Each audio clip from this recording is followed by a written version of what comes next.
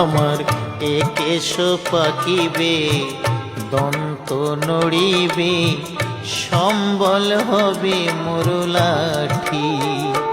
তখন পুত্র পরিজন সকলে বলিবে, পুত্র পরিজন সকলে বলিবে, এ জঞ্জাল মরিলে বাঁচি মুন আমার মানুষ হইয়া।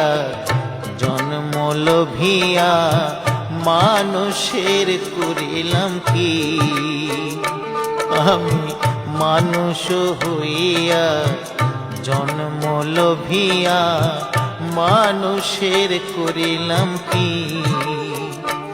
আমি